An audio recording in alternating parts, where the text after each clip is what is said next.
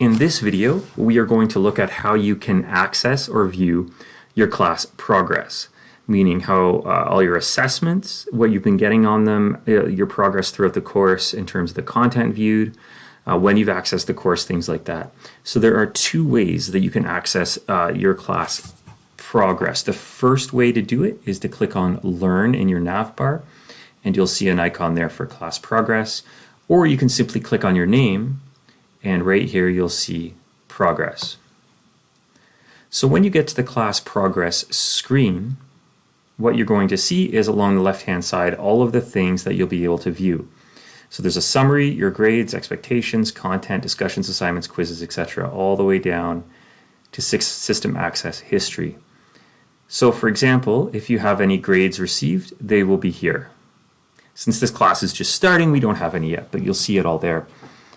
Content, you'll be able to see all of the content topics you visited as well as how much time you've spent. So this is the total time here that you spent in content.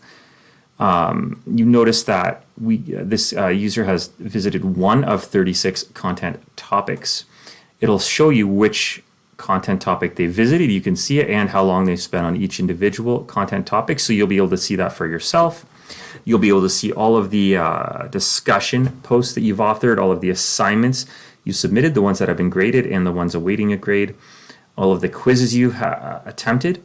So the numbers of ones that you've that have received a grade, you'll be able to see the grade and the feedback here. And these are the ones that are awaiting a grade. Checklists, surveys, all of that. Here you'll be able to see course access as well. So these are the number of days that you would have visited the course. And you can just go along here to see what days they were.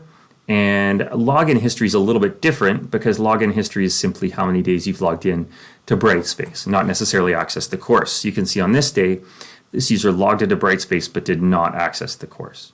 So this is all the information you're going to be able to see within your class progress, and you can see it's a really good summary of everything that's going on in the course for you.